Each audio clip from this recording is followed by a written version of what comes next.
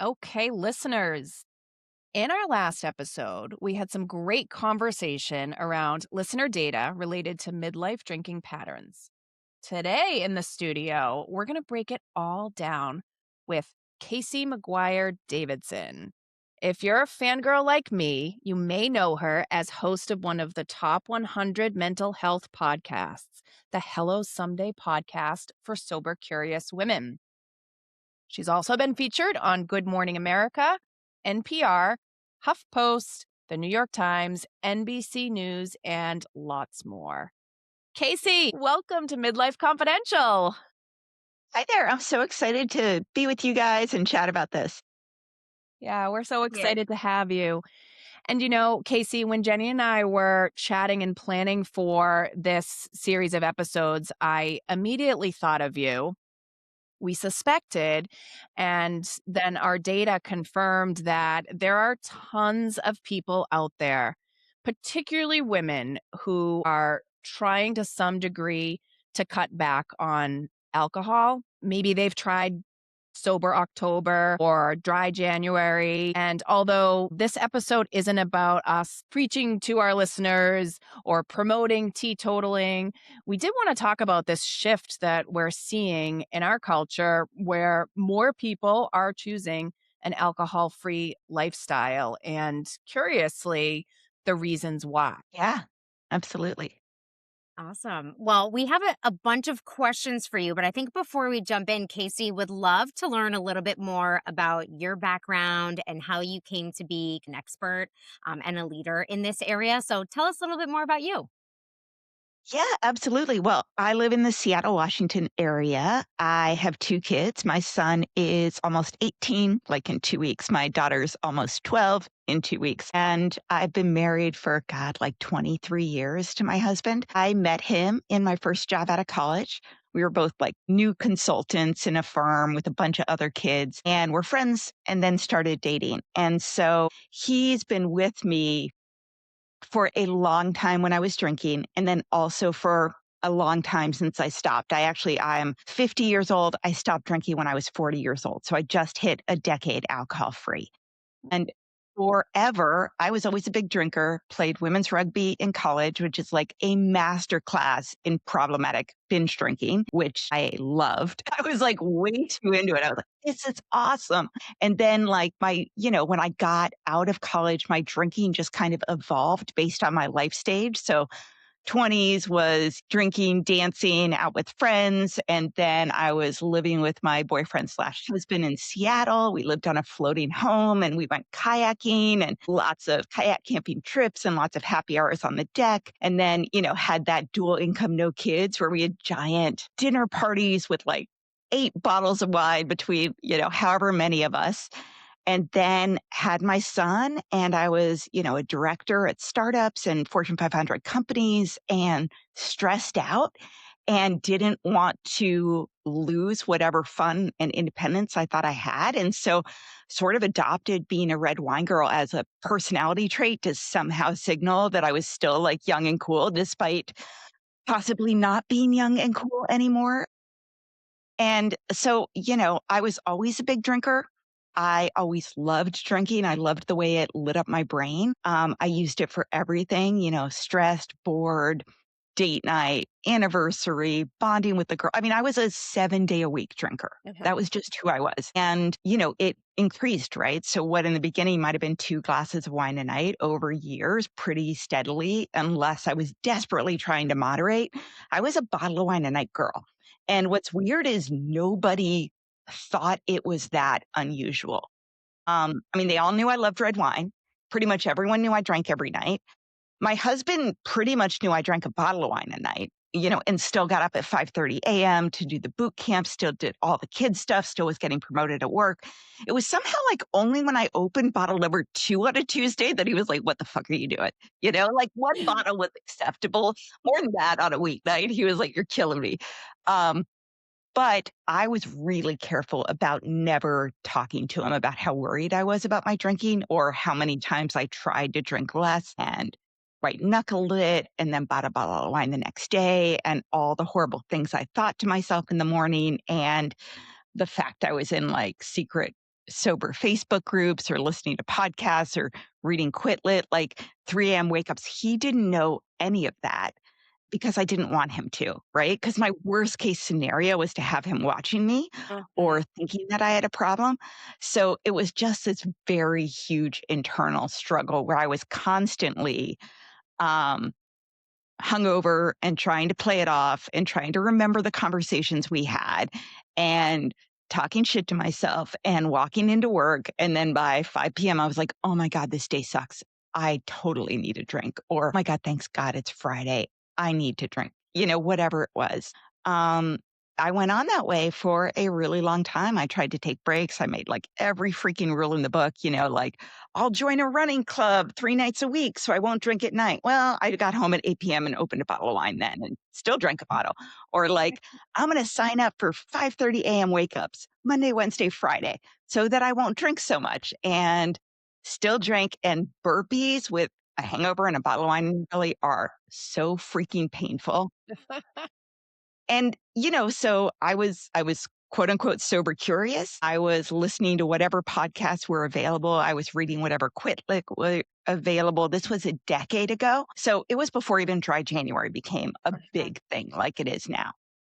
But I was in some of these groups of people wanting to stop drinking where they actually talked about it honestly and quit for 4 months, got pregnant, had my daughter, decided I was fixed. Like, oh my God, I'm less stressed and happier and my marriage is better and I'm more emotionally regulated. And I attributed that all to like situational, like, oh my God, I'm so much better. I can drink again. It was a situation that made me drink like Mhm. crazy. And then I reintroduced, I want a glass of wine with my husband on a date night, which then, of course, I wanted more. I had two that first night. And then the next Friday, I mean, I had a newborn. I was like, oh, it's Friday. Let's share a bottle of wine at home. I mean, very, very quickly, I was back to drinking every night. Very quickly, I was back to a bottle of wine a night. And it took me almost 2 years to stop again. And I think the thing that stopping for a long time does is you can no longer pretend that it's a situational issue. Every hangover, every 3 a.m. wake up, every time I was trying to pretend, my husband's like, we talked about this. I was like, oh, yeah, I'm just so busy. Like every bit of defensiveness, like I knew alcohol was the Yeah. problem. And I was just trying to figure out whether I actually needed to stop or whether I could just Mhm. desperately try to moderate. And then it got to a point when I was just like, it wasn't that I ever wanted to stop drinking. I really didn't. That was like my worst case scenario in life because I truly loved drinking. I loved how it hit my brain. I love how I got all warm and fuzzy for like 2 hours. The other 22 hours of my life sucked because Yeah. I was drinking. Like, I just, for nothing worse than a daily hangover. But what happened to me was I finally was like, I can't feel this way anymore. I can't do this to myself anymore. And so I got a sober coach and signed up for a 100-day challenge and joined an online program and wanted to drink on day 1 and day 4 and day 16. But I'm also like this like gold star girl where I want like the straight A. So it really helped me to have that external accountability. And I was like, I'm going to be the best damn sober coachee they've ever had.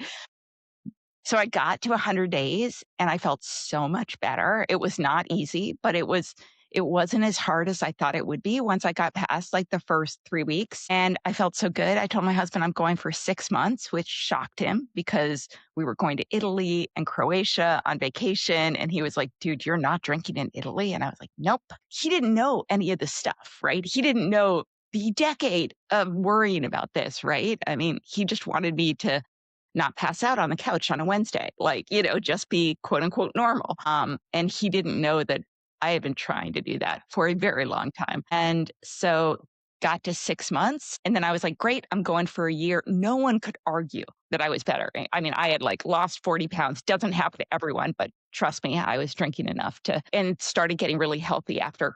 I was so much happier. I was so much optimistic. I was so much less stressed. So I was like, I'm going for a year. But the whole time I was like working on this, right? Like I got a therapist, I got on anti-anxiety meds, I was talking to my coach, I was meeting other sober people, I was making friendships and got to a year and I was like, I think I'm done. I think I'm done. And then you asked how I got into this work. About 3 years in, once you stop drinking, you kind of get really into personal development. You just do. You have to regulate your emotions. You get curious. Suddenly you're surrounded by all these cool women doing all this awesome work who are honest and vulnerable and interesting and real. So I got really into personal development and I cared less about, year over year growth and profit margins and decided to go back to coaching school. Still didn't know I was going to be a sober coach. I was like, I want to coach basically every 40-year-old working woman I knew, which is like all of them who were unhappy, did all the right things and are like, is this all there is? Why am I not happy? Or am I just supposed to grit my teeth and put my head down for another fucking decade? And then I became a coach and I figured out that those exact women who also drank too much were like the sweet spot because they are like running a fucking marathon with a ball and chain tied to their ankle. And that's 80% of the issue. And I knew how to help them with that. Like you get rid of the alcohol and they just are incredible. And so I went to do this full time 6 years ago. I'm 10 years sober. I work exclusively with pretty high achieving women, mostly working moms. I started a podcast 5.5 years ago. It's got like 2 million downloads. It's crazy and awesome. And I guess that's me. Oh my gosh. Like you're a wonder. And our stories are, I know we've said this before, are Yeah. so similar. Yes. So similar. I love it. I mean, I think it's so interesting, Casey, that you thought about it in secret for so long. A lot to unpack there. I'd love to understand a little bit more. And a lot of what you said resonated with some of the data that we're collecting around our listeners and their relationship with alcohol. And one thing we're noticing is that a lot of women at this age are starting to cut back. And so I'm curious, are you surprised by that? And also, what is the number one reason that you're seeing in your line of work for women, particularly who are trying to cut back now? Like, what's that motivator?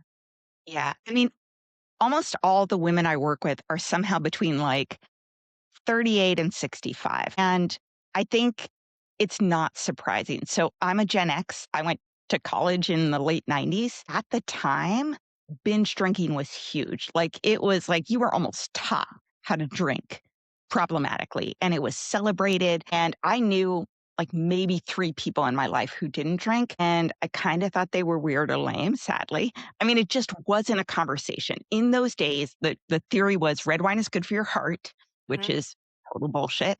But like, I'm like, yeah, a bottle of red wine a night, super good for my heart. It was like that age of like Bridget Jones' Diary and Sex in the City.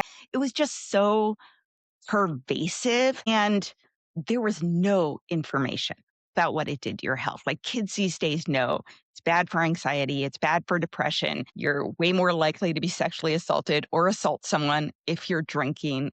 I didn't even know what a blackout was. I mean, I was weirdly naive. I didn't know that 3 a.m. wake ups were because of my drinking. I went to my therapist and was like, oh my God, I'm so stressed and I'm waking up at 3 a.m. and I have insomnia and anxiety.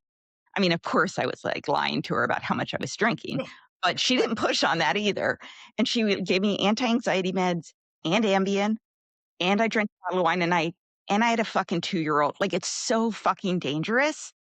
But I think you get to midlife and for me, it's not cute anymore to be throwing up red wine in the bathroom when you're 38. Like it might have been cute at 24. I'm not even sure that it was, but it was a story you actually would tell people at 38. You're like, dude, this is humiliating. But people know more now. Like dry January is a thing. And people are no longer ashamed about stopping drinking. It's no longer that like black and white. Either you're quote unquote a normal drinker or you're this alcoholic, which is a category nobody wants to be in. So, dear God, don't even talk about trying to cut back. I think anyone who drinks the amount I did or less is worried about their drinking. You can't wake up with a hangover even twice a week and Yeah. not be like, oh shit. 3 a.m. wake ups. And I love women who are like, why can't I drink like normal people? Why can't I drink with my friends? They all have 2 glasses of wine. And I'm like, you have no fucking idea how much they drink. You really don't. Because Yeah. Yeah.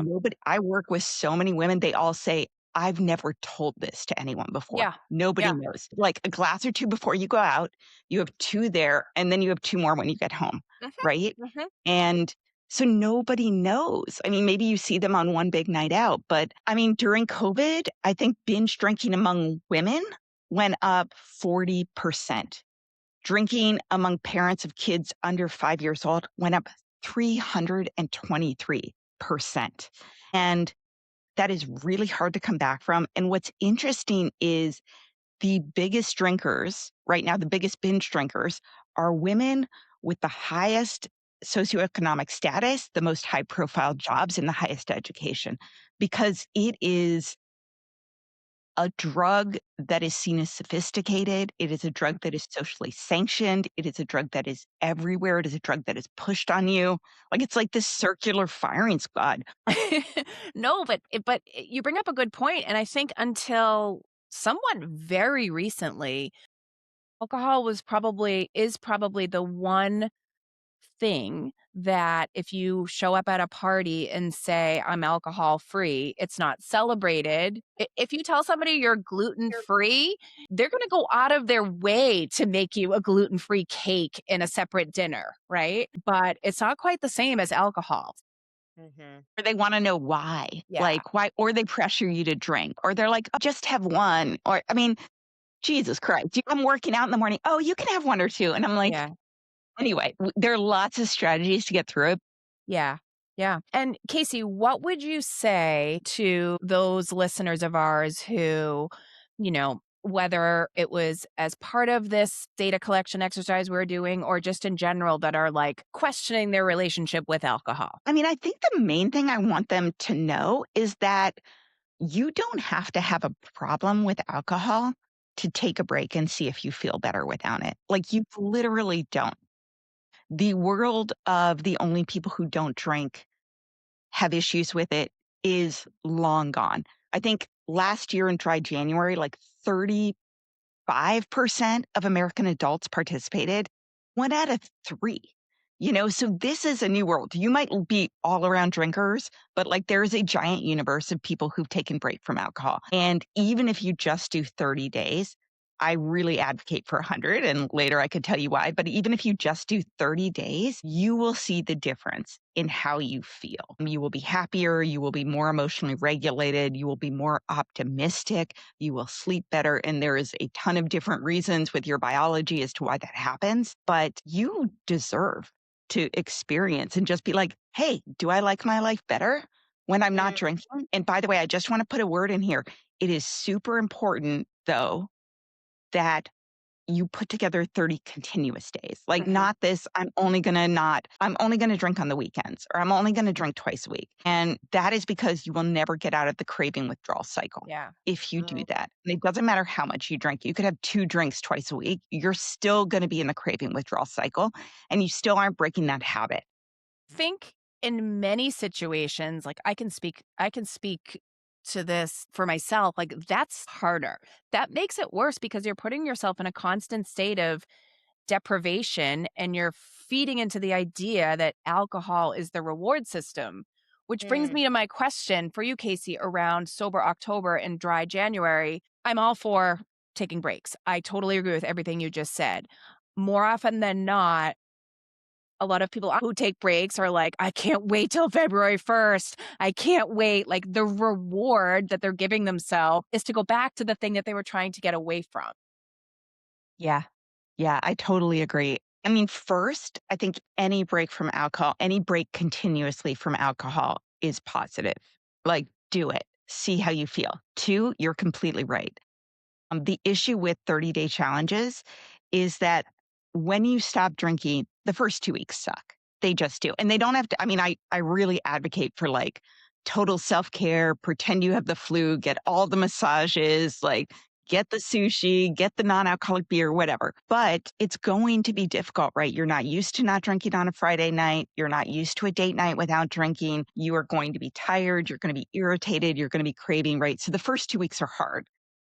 The next 2 weeks, if you're just doing 30 days and you don't do any mindset work or habit change work, you're just going to be counting down to drinking. again, right? Like you said, the reward for not drinking is drinking. And so you're totally white knuckling it. And I picture it as someone said to me, it's like the difference between a short commuter flight and a picture a flight to Hawaii or Europe or whatever it is. So, short commuter flight, you're doing DC to New York. You get on, you don't bring a book, you don't even recline your chair. They may or may not even give you a drink. You just get on and you're waiting for it to be over. That's like Mm, 30 days without mhm. alcohol, right? You go to Hawaii, you go to Europe, you're like, okay, this is going to be a longer flight.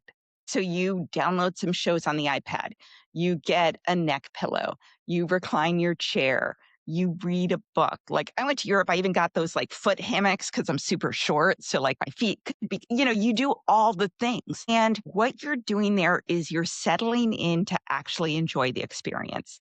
And that's what 100 days are like. You're like, what do I want to shift in my life? Like, instead of drinking on Friday night, do I want to do a hot yoga wind down class? Or instead of recovering from a hangover on Sunday, maybe I want to go on a bike ride with my girlfriends. Like you're changing what you do to enjoy the experience, and you get away from craving and you get to actually live alcohol free. 30 days, your dopamine, your serotonin are just coming back to your normal levels. What dopamine's your happy hormone. So drinking spikes it, and then your body wants to regulate down. So it sets it at a level that's actually lower than you would be normally. So you literally are less happy you're drinking than you would be if you never drank at all. Which is so interesting when you go back to our healthcare system, right? I mean, we could do a whole episode of going to see Western medicine and going to see your practitioner and telling them that you're not feeling happy. And whether or not you say you drink alcohol on a regular basis, like more times out of 10, and I can speak from experience, doesn't even come up, right? And you are prescribed something that is going to cancel out the effects, if not make it worse, of the thing that you're doing to make yourself unhappy. Mm. And let's be clear, nobody is totally honest of how much you Yeah, drink. I mean, I definitely never was. I hope people were honest with our survey, Jenny, but I don't know. What's interesting too, Casey, is the social aspect. So a lot of our listeners talked about not wanting to drink as much, really wanting to cut back, not wanting to feel like crap, and sometimes just one or two makes them feel like crap, but they feel this pressure when they're at a, post youth sporting event social to have a couple. Can you talk a little bit about either some strategies to keep people kind of accountable to themselves if they truly don't want the drink? This whole like permission slip mentality. Well, the first thing I would say is if you are listening to this and you're like, all right, fine. I don't want to stop drinking, but I actually do want to see if I sleep better, have more energy, are happier, have more time. Basically, if you are a woman who is super stressed and tired and drink on any kind of a regular basis, like just try it. See if you feel better. You will, by the way. And so the easiest thing to do is to tell your friends like, "Oh, I'm doing a no alcohol health challenge, either for 30 days or 100," right? Everybody, like if you first say to them like, "Oh, I'm doing this because I want to see if I have more energy and less anxiety and sleep better." So frame it as a health challenge.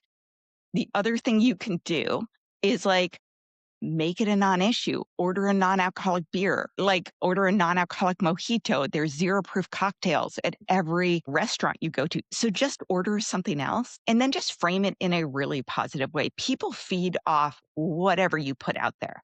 Like you Mhm. could be like, "Oh, I'm doing a 30-day non-alcoholic challenge. I'm 2 weeks in and I feel so good," or whatever. I like the challenge part of it too, because I think that's something a lot of people can relate to, even if it's not related to alcohol. I have a follow up question. Let's say I say I'm doing a challenge and the person's like, oh, that's so cool. But then what I find is harder is 1 hour into the night is not so much telling people I'm not drinking, but it's being in a social situation where I am maybe one of the few sober people and Mhm. everyone else is drunk. Like, how do you wrap your head around that piece? I mean, so I highly recommend in your first 30 days, like do your best to build yourself a sober bubble. Don't go to the big drinking events. If you're not drinking, one, you're just torturing yourself. Two, you're setting yourself up to like quit and sabotage yourself. But also part of this process is to get curious and excited about what you would do with your time and your energy if you weren't drinking.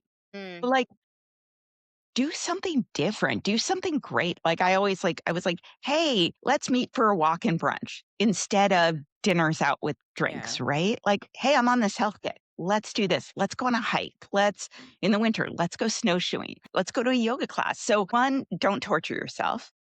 2, arrive late, leave early. mhm. Mhm. 3, bring your non-alcoholic drinks. The only thing that cracks me up is I get really annoyed if people take my shit. I'm like, Oh, "Dude, yeah. you drink. Like, Because they're hands off not the groovy, cheap. man." That's a gripe I have. All these mocktails, you go out to dinner and the mocktail is the same price as the alcohol. And I still get it, but it's Yeah, annoying. but here's the thing. Even saying that, and by the way, I say it too, that's putting value on the alcoholic content of the beverage as if it should be more valuable and more expensive Very good point. than, I mean, they mark up everything, right? When I was on Good Morning America, it was because I had like posted something random about the fact this was years ago, saved $48,000 not drinking. Wow. I mean, I did the math. Yeah, and my husband's like, "Dude, you definitely have not, quote, unquote, saved $48,000." I was like, "Yeah, I'm not spending it to poison myself, you know, like, so that's better." And I'm like, "Yeah, but in addition to my non-alcoholic drinks, I'm like, I've gone on yoga retreats, I've joined gym," like, basically, you know how you repurpose that money in your mind? Oh, Yeah. yeah. Oh, yeah. And how many times, Casey, you talked about, like, going out and bringing your own alcoholic beverages. How many times have you been driving home and you've been the driver and, like, you drive past the cops and you're like, "Try me. I would love to get Me, oh pulled over right God. now." Because So probably you spent a lot of time before being like, "Okay, I'm fine. I yeah, only I'm had 1 and a probably half." okay. Maybe, like, probably yeah. Oh my god, best feeling in the world, right? I almost want people to pull me over so I can be like, "Dude, I'm sober." that actually leads to another question that we had because a lot of our listeners have actually cut back significantly. And you said something earlier about this distinction between cutting back because you have a problem and cutting back because there's actually benefits for everyone to not have alcohol in your systems. Tell us more about what are the benefits that you felt having stopped drinking? I wanna be clear that, yes, I drink a shitload, right? And there are, by the way, if you are drinking a bottle of wine a night, you are not alone. There are so many fucking women who are Hmm. doing the same thing or whatever the equivalent is of alcohol. And if you don't know them, they're just not talking about it, right? But even if you have 2 drinks 3 times a week, or even if you only drink on the weekend, alcohol is ethanol, like, it's literally poisoning your system. If you are I'm totally anti-diet culture, but, like, if you want to lose weight, the minute you have any alcoholic drink, all of your body's ability to process and lose weight stops because alcohol is literally toxic to your body. So I used to be like, you know, back in the day when I was like trying to lose weight, I'd be like, I'm eating salad and asparagus and salmon and XYZ and my calories are down to here, but I'm not losing weight. Yeah, you're having 3 glasses of wine. I don't care what the calorie count is, but you will sleep better. You will sleep so much better. If you are in perimenopause or menopause, you will feel better. Like the effects of drinking are very similar to what you're going through physically in perimenopause and menopause. So those symptoms will be reduced. And even if you drink like 2 drinks twice a week, your dopamine is spiking when you're drinking, your happy hormone, your serotonin, same, and it's being suppressed in your body. So you are less emotionally regulated, more irritated, more sensitive, less happy than you would be if you're not drinking. I think these studies have shown that even having a single glass of wine for a woman reduces your sleep quality by 23%, and 2 glasses of wine for a woman reduces your sleep quality by over 40%.